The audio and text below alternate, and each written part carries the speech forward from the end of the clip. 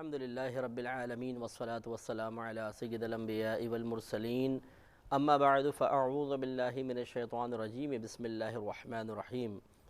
الحمدللہ، جیسے کہ آپ کو معلوم ہے کہ الہادی پروگرام میں ہم کسی ایک موضوع کا انتخاب کرنے کے بعد اس سے متعلقہ قرآنی آیات اور ان کا ترجمہ اور مستند تفاسیر کی روشنی میں اس کی تفسیر اور وضاحت بھی ذکر کرتے ہیں۔ ابھی جو ہمارا موضوع چل رہا تھا وہ نبوت، رسالت، نبی اور رسول تھے۔ اس پہ گفتگو کرنے کے بعد پھر ہم نے پرٹیکولر انبیاء علیہم السلام کے تذکرے کا آغاز کیا، اور سب سے پہلے حضرت موسیٰ علیہ السلام کا تذکرہ کیا کہ آپ کا قرآن عظیم میں غالباً سب سے زیادہ، یعنی نبی کریم صلی اللہ علیہ وسلم کے بعد سب سے زیادہ ذکر ہوا، اور ان کے بعد اب حضرت ابراہیم علیہ السلام کا ذکر چل رہا تھا۔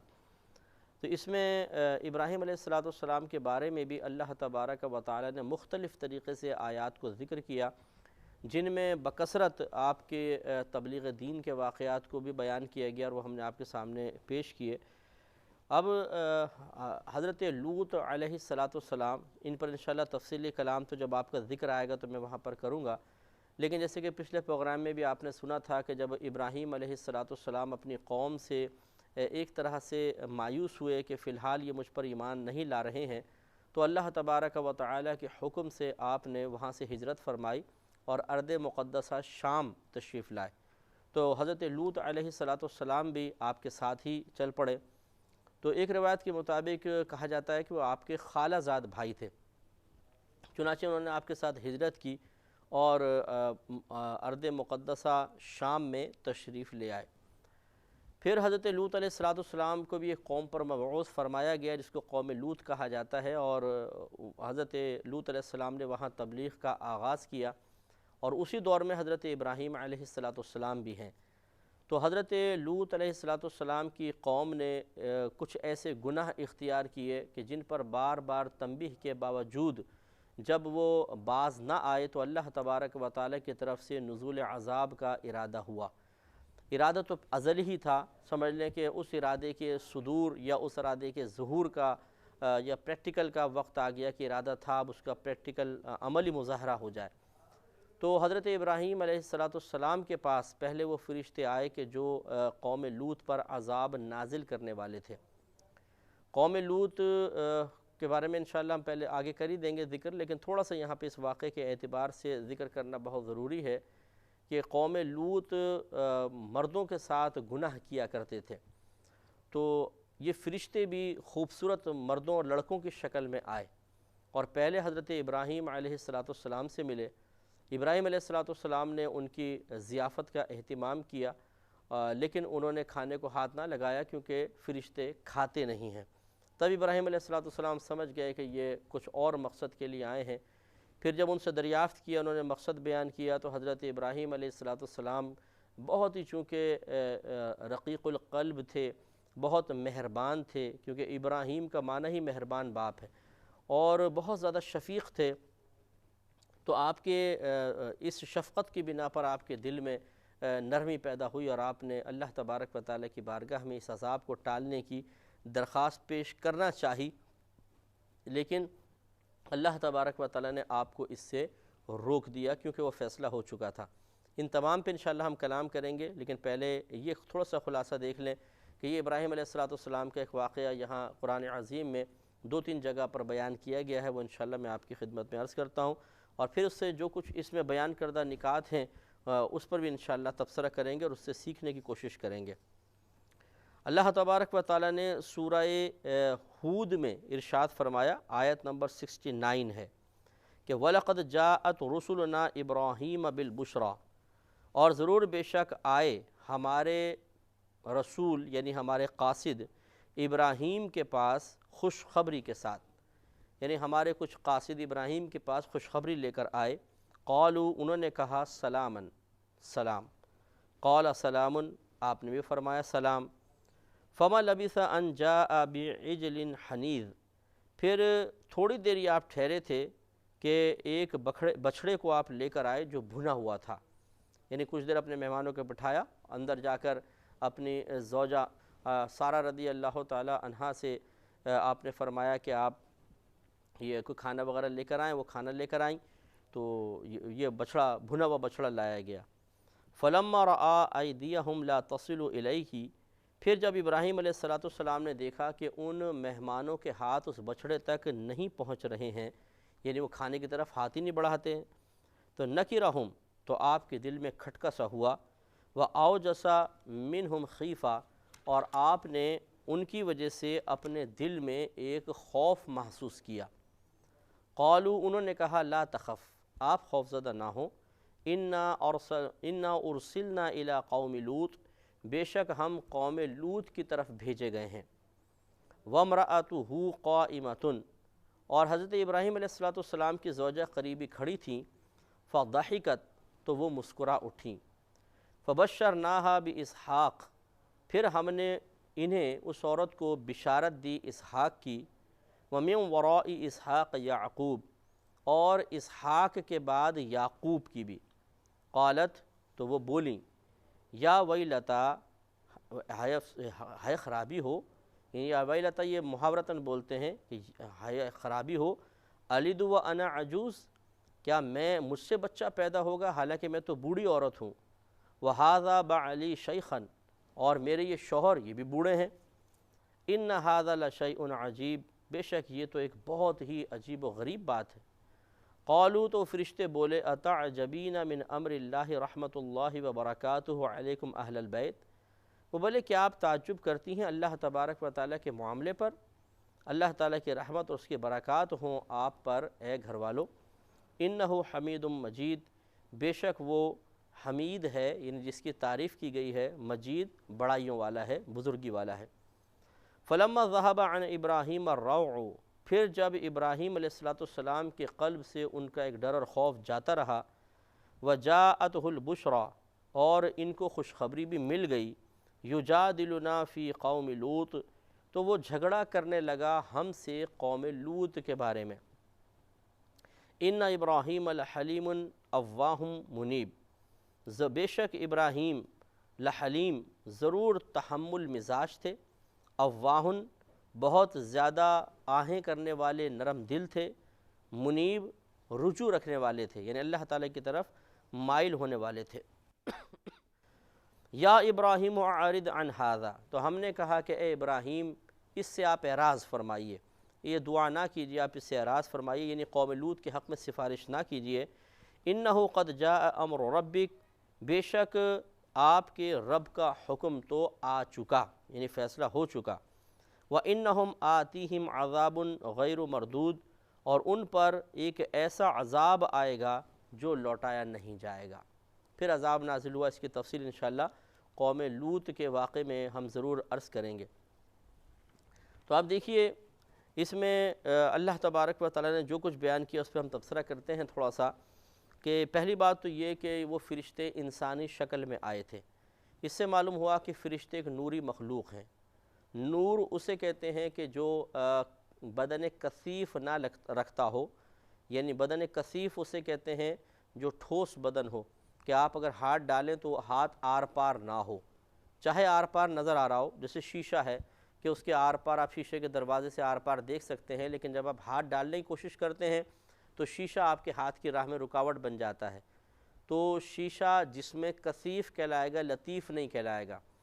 تو نور اصل میں ایک جسم لطیف ہوتا ہے کہ جس کے ہم آر پار دیکھ بھی سکتے ہیں، اور اگر ہاتھ ڈالنا چاہیں تو یوں ہاتھ آر پار ہو بھی جاتا ہے۔ جیسے یہ لائٹ ہے، روشنی ہے، یہاں تک پہنچ رہی ہے تو یہ جسم لطیف رکھتی ہے کہ ہم اس کے آر پار دیکھ بھی سکتے ہیں، اور اس کے یوں ہاتھ آگے کریں تو ہاتھ اس لائٹ کے درمیان سے گزر بھی جاتا ہے۔ تو فرشتے ایک نوری مخلوق ہیں، لیکن یہی نوری مخلوق جسم کثیف میں آ سکتی ہے، یعنی انسانی شکل میں تبدیل ہو سکتی ہے۔ اس سے معلوم یہ ہوا کہ اللہ تبارک و تعالیٰ چاہے تو ایک نورانی مخلوق کو ایک جسم کثیف کے ساتھ ظاہر فرما سکتا ہے۔ تو اس میں کوئی تعجب کی بات نہیں ہے کہ فرشتے انسانی شکل میں آئے، اللہ تبارک و تعالیٰ کی قدرت کے تحت ایسا ممکن ہے، اور ممکنات ہی اللہ تعالیٰ کی قدرت کے تحت ہیں، لہذا کوئی تعجب کی بات نہیں ہے۔ ہاں، یہ اللہ تعالیٰ کے کمال قدرت کی ایک دلیل ہے کہ جو مخلوق بالکل لطیف ہے، نورانی مخلوق ہے، نور نور ہے، اللہ تعالیٰ چاہے تو اس کو جسم کثیف میں مقید بھی کر سکتا ہے۔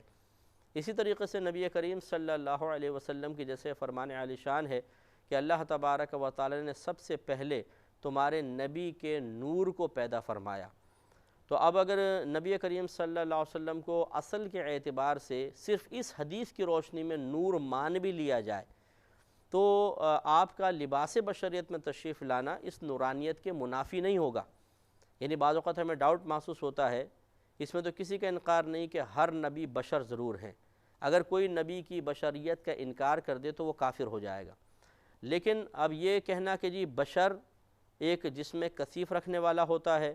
اور نور جسم لطیف رکھنے والا ہوتا ہے اور یہ ایک دوسرے کی ضد ہیں اور اجتماعی ضدین محال ہوتا ہے، یعنی دو ضدیں جمع ہو جائیں یہ نہیں ہو سکتا، دن و رات جمع ہو جائیں، آگ اور پانی جمع ہو جائیں یہ نہیں ہو سکتا ہے، تو اسی طریقے سے جسم لطیف و کثیف آپس میں جمع ہو جائیں یہ کیسے ہو سکتا ہے؟ تو یہ صرف ایک عقلی اعتراض ہے جو اللہ تبارک و تعالیٰ کی قدرت عظیمہ کے مقابلے میں کوئی حیثیت نہیں رکھتا ہے۔ چنانچہ فرشتوں کی مثال کو اگر سامنے رکھا جائے کہ وہ جسم لطیف رکھنے کے باوجود انسانی شکل میں جسم کثیف کی شکل میں آئے، تو اسی طریقے سے نبی کریم صلی اللہ علیہ وسلم بشمول دیگر انبیاء علیہم السلام کے یقیناً بشر ہیں، اور آپ کی بشریت کو جو انکار کرے وہ کافر ہو جائے گا۔ لیکن اگر میں نے پہلے کہا اگر یہ حدیث اس حدیث کی روشنی میں صرف نبی کریم صلی اللہ علیہ وسلم کو نور تسلیم کیا جاتا ہے، اگر یہ حدیث نہ ہوتی تو کوئی نبی کریم صلی اللہ علیہ وسلم کو نور کہنے کی جرت نہ کر سکتا، اس لیے کہ یہ چیزیں موقوف ہوتی ہیں شریعت کے بتانے پر، تعلق عقیدے سے ہے، اور عقیدہ عقل سے ہم ثابت نہیں کر سکتے ہیں۔ بعض عقائد عقل سے ہوتے ہیں جیسے اللہ تعالیٰ کی ذات و صفات، لیکن وہیں پر جہاں شریعت خاموش ہو اور وہاں ضرورت بھی ہو تو پھر ہم ایک عقیدہ اپنی عقل سے وضع کرتے ہیں، جیسے اللہ تعالیٰ کی ذات و صفات کے اکثر ذات و صفات سے تعلق رکھنے والے اکثر عقائد عقل سلیم کی پیداوار ہیں، کہ ہم عقل سلیم کی بنا پر اللہ تعالیٰ کی ذات سے متعلق ایک عقیدہ رکھتے ہیں، ورنہ قرآن و حدیث بعض اوقات ان عقائد کے بیان سے خاموش ہوتے ہیں۔ لیکن یہاں تو ایسا بھی نہیں ہے کہ عقل سلیم سے کہا گیا ہو، بلکہ عقل سلیم اس بات کا تقاضا کرے گی کہ جب نبی کریم صلی اللہ علیہ وسلم خود ارشاد فرما رہے ہیں کہ میں اللہ کا بندہ اور اس کا رسول ہوں، اور عبد ہوتا ہی وہ ہے جو جسم اور روح کے مجموعے کے ساتھ آئے۔ عبد کا اطلاق لفظ عبد کہتے ہی اس کو ہے، یعنی جسم اور روح کے مجموعے کو عبد کہا جاتا ہے، تو اس سے معلوم ہوا کہ نبی کریم صلی اللہ علیہ وسلم یقیناً بشر ہیں اور ایک جسم کثیف کے ساتھ تشریف لائے ہیں۔ تو عقل تو یہ کہتی ہے کہ ان کو نور نہ مانا جائے، لیکن اب جب نقل آ جاتی ہے تو پھر عقل پیچھے ہو جاتی ہے، لہٰذا اس اعتبار سے یہ کہنا بالکل درست ہوگا، یعنی حدیث کے اعتبار سے، کہ نبی کریم صلی اللہ علیہ وسلم اپنی اصل کے اعتبار سے نور ہیں، لیکن پھر یہ نور لباس بشریت میں اس کائنات میں تشریف لایا، اور یہ کوئی تعجب خیز بات نہیں ہے، کیونکہ فرشتے بھی لباس بشریت میں دنیا میں آئے، جس میں نورانی رکھنے کے باوجود وہ جسم کثیف کے ساتھ آتے ہیں اور سامنے موجود ہوتے ہیں، سلام وغیرہ کرتے ہیں اور سب اپنے معاملات ہوتے ہیں۔ لہٰذا اس سے معلوم ہوا کہ فرشتے نوری مخلوق ہونے کے باوجود جب ایک جسم کثیف میں آ سکتے ہیں تو یہ اللہ تعالیٰ کے قدرت کے تحت ہوا کہ وہ چاہے تو نور اور یعنی نورانیت کو اور بشریت کو ایک جگہ جمع کر دے۔ پھر اللہ تعالیٰ نے فرمایا کہ قالوا سلاما قال سلام، انہوں نے کہا سلام، ابراہیم علیہ السلام نے فرمایا سلام۔ تو اس دور میں یہ رواج ہوگا کہ صرف سلام کہتے ہوں گے، تو لہٰذا اب بھی اگر کوئی صرف سلام پر اکتفا کرے، سلام، دوسرا کہے سلام، تو کوئی حرج نہیں ہے۔ اکثر ہم نے عرب کنٹریز میں دیکھا ہے کہ خصوصاً حرمین شریفین میں کہ جب عرب ایک دوسرے کو ملتے ہیں تو اکثر ایسے کہتے ہیں سلام، دوسرا کہتا ہے سلام، تو اس میں کوئی حرج نہیں ہے، یہ بھی ایک مکمل سلام ہے۔ سلامتی سلام کا مطلب ہوتا ہے کہ ہم دعا دیتے ہیں کہ اللہ تعالیٰ تجھ پر سلامتی نازل فرمائے، تو ہمارے ہاں اب رائج ہے السلام علیکم، جیسے کہ نبی کریم صلی اللہ علیہ وسلم نے تعلیم بھی ارشاد فرمائی، تو السلام علیکم اس کا معنی ہے کہ اللہ تعالیٰ تم پر سلامتی نازل فرمائے۔ تو اگر صرف سلام کہا تو سلام کا معنی بھی یہ ہے کہ اللہ تعالیٰ آپ پر سلامتی نازل فرمائے، اگرچہ اس میں الفاظ کم ہیں، اس میں الفاظ زیادہ ہیں، لیکن مفہوم دونوں کا ایک نکل سکتا ہے۔ تو لہٰذا اگر کوئی سلام کہے کوئی حرج نہیں ہے۔ لہٰذا اب بعض اوقات آپ نے دیکھا ہوگا میسیجز میں سلام خالی لکھا ہوتا ہے، یا آپ میل کرتے ہیں تو اس میں شروع میں سلام لکھ دیتے ہیں، السلام علیکم پورا نہیں لکھتے ہیں، تو کوئی حرج نہیں ہے کہ آپ سلام کہہ سکتے ہیں۔ دوسرا یہ کہ اگر کوئی سلام کہتا ہے اور ہم اسی لفظ سے اس کو جواب دے دیتے ہیں، تو اس میں بھی شرعاً کوئی حرج نہیں ہے۔ جیسے فرشتوں نے کہا سلام، ابراہیم علیہ السلام نے بھی جواب میں کہا سلام، تو معلوم ہوا کہ اگر کوئی ہمیں کہتا ہے السلام علیکم اور ہم جواب میں کہتے ہیں السلام علیکم، جواب ہو جائے گا۔ اگرچہ ہمیں یہ بتایا گیا وعلیکم السلام کہہ دیں، لیکن کوئی حرج نہیں اگر کوئی السلام علیکم کے جواب میں السلام علیکم ہی کہہ دیتا ہے، تو اس میں بھی شرعاً کوئی حرج نہیں ہے۔ لہٰذا کسی نے میسج کیا اور لکھا سلام، آپ نے بھی جواب کی نیت سے اس میں سلام لکھ دیا تو بالکل ٹھیک ہے، یہ نہیں کہ بعض لکھتے ہیں ڈبلیو پھر سلام، یعنی وعلیکم السلام، وہ ڈبلیو خل لکھتے ہیں، وعلیکم بھی نہیں لکھتے، وہ ڈبلیو سلام، تو یہ لکھنے کی کوئی حاجت نہیں۔ اگر آپ جواب کے قصد و ارادے سے سلام بھی لکھ دیتے ہیں تو ٹھیک ہے، کافی ہے۔ پھر وہ جب بیٹھے تو حضرت ابراہیم علیہ السلام مہمان نوازی میں بڑے معروف اور مشہور تھے، اور یہ آپ کی عادت کریمہ تھی۔ مفسرین نے لکھا ہے کہ آپ بغیر مہمانوں کے کچھ بھی نہیں کھاتے تھے۔ تو بعض اوقات ایسا ہوتا تھا کہ مہمان کی تلاش میں ایک ایک میل دور تک چلے جاتے تھے کہ کوئی مل جائے ساتھ تو بٹھا کے بھی کھانا کھلائیں، اس کے ساتھ کھانا کھائیں۔ تو جو اللہ تبارک و تعالیٰ کا مقرب بندہ ایک میل دور تک مہمان کو تلاش کرنے جائے تاکہ وہ میرے ساتھ بیٹھ کر کھائے، تو گھر میں آئے ہوئے مہمانوں کو بغیر کھائے کیسے رخصت کرتے؟ تو فوراً سے پیشتر پھر آپ نے گھر والوں کو کہا ہوگا اور انہوں نے ایک بھنا ہوا بچھڑا بھیجا۔ لیکن جب آپ نے دیکھا کہ یہ فرشتے ہاتھ نہیں بڑھا رہے ہیں، یہ ہاتھ نہیں بڑھا رہے ہیں، تو یہ مفسرین نے لکھا ہے کہ اس دور کی کا یہ رسم تھا، ایک عادت تھی، رسم و رواج تھا کہ اگر مہمان کھانا نہ کھاتا تو یہ اس کی کسی لحاظ سے ناراضگی کی دلیل ہوتی تھی کہ وہ مہمان میزبان سے ناراض ہے، اس کی کسی عادت کو ناپسند کرتا ہے، اس لیے ناراضگی کے اظہار کے لیے کھانا نہیں کھا رہا ہے۔ تو ابراہیم علیہ السلام نے جب دیکھا کہ وہ ہاتھ نہیں بڑھا رہے ہیں تو آپ کے دل میں یہ بات کھٹکی اور آپ نے اپنے دل میں خوف سا محسوس کیا۔ اب اس خوف کی کئی وجوہات بیان کی گئی ہیں، یا تو ایک یہی وجہ تھی کہ آپ نے خوف محسوس کیا کہ کیا مجھ سے کوئی ایسا معاملہ تو نہیں ہو گیا کہ ان کو ناگوار گزرا ہو، اس وجہ سے یہ کھانا نہیں کھا رہے ہیں، یا پھر آپ کی مومنانہ فراست نے فوراً سے پیشتر آپ کو بتا دیا کہ اس کا مطلب جب یہ کھانا نہیں کھا رہے تو یہ انسان نہیں ہیں بلکہ فرشتے ہیں، اور جب یہ فرشتے اچانک آئے ہیں، انسانی روپ میں آئے ہیں اور اس طرح تو کبھی بھی نہیں آتے ہیں، تو اس کا مطلب ہے کہ وہ خاص اہم واقعہ ہے جس کی وجہ سے یہ آئے ہیں۔ اور اس خاص اہم واقعے کی طرف توجہ کرتے ہوئے کہ چونکہ آپ نبی تھے، آپ بھی جانتے تھے کہ بہت سی قوموں پہ اللہ کا عذاب نازل ہوا تو فرشتے ہی آتے رہے ہیں، تو یہ بھی آپ کے دل میں خوف پیدا ہوا، یعنی خوف کا سبب ہو سکتا ہے کہ آپ کی توجہ اس طرف گئی کہ چونکہ یہ غیر معمولی طور پر، غیر متوقع طور پر، عام روٹین سے ہٹ کر اس طریقے سے آئے ہیں، تو ہو سکتا ہے کہ کسی قوم کے لیے عذاب لے کر آئے ہوں، تو اس سے پھر آپ کے دل میں خوف پیدا ہوا۔ اس سے معلوم ہوا کہ انبیاء علیہم السلام، جیسے میں نے اس کی پہلے بھی وضاحت کی کہ کوئی ماں فوق الفطرت نہیں ہوتے ہیں کہ وہ ان کے کوئی جذبات نہیں ہوتے، احساسات نہیں ہوتے، ڈر، خوف، خوشی، غمی، ان پر یہ کیفیات وارد ہی نہ ہوتی ہوں، ایسا نہیں ہے۔ وہ کوئی معاذ اللہ مٹی کے مجسمے نہیں ہوتے تھے کہ جس کی نہ کوئی کیفیت ہے، نہ کوئی تاثر ہے، نہ کوئی غم، نہ پریشانی، بلکہ وہ باقاعدہ ہر چیز کو فیل کرتے ہیں، بلکہ عام لوگوں کے مقابلے میں ان کی فیلنگ زیادہ اسٹرانگ ہوتی ہے، زیادہ سخت اور مضبوط ہوتی ہے، اور وہ زیادہ حساس ہوتے ہیں۔ وجہ یہ ہے کہ اللہ تعالیٰ نے ہر نبی کو بہت ہی حساس بنایا ہوتا ہے، رقیق القلب بنایا ہوتا ہے، اسی لیے وہ قوم کے غم کو محسوس کرتے ہیں، قوم کے جذبات کو سمجھتے ہیں، قوم کی بدلتی ہوئی کیفیات پر ان کی نگاہ ہوتی ہے، اور وہ اپنی قوموں کے لیے پھر اللہ تعالیٰ سے آسانیاں اور سہولتیں ہی طلب کرتے رہتے ہیں۔ لہٰذا ابراہیم علیہ السلام چونکہ بڑے رقیق القلب تھے، اس لیے آپ کے دل میں خوف پیدا ہوا۔ لہٰذا یہ خیال ذہن سے نکال دیا جائے کہ بعض لوگوں کو جب سمجھاتے ہیں کہ دیکھو جی انبیاء علیہ السلام نے بھی کتنی قربانیاں دیں، کتنے انہوں نے اپنا مال خرچ کیا، تکلیفیں سہیں، روحانی اذیتیں اٹھائیں، تو ہمارے بعض بھائی بہن کہتے ہیں وہ تو نبی تھے نا، نبی کو کیا پتہ چلے گا، نبی کے لیے کون سا مشکل ہے؟ مشکل ہر ایک کے لیے ہے، بلکہ انبیاء علیہم السلام کے لیے جیسے کہ میں نے عرض کیا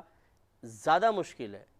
اس لیے کہ ان کا دل زیادہ نرم ہوتا ہے، اور جس کا دل زیادہ نرم ہوتا ہے وہ جتنا کوئی شخص دوسرے کی تکلیف کو زیادہ محسوس کرتا ہے وہ اتنے زیادہ اذیت پاتا ہے، اسے تکلیف ہوتی ہے۔ جیسے میں اکثر مثال دیتا ہوں کہ آپ اگر روڈ پہ جا رہے ہوں اور ایک بلی روڈ کراس کرے اور ایک دم ایک گاڑی آ کے اس کو کچلتی ہوئی نکل جائے اور اس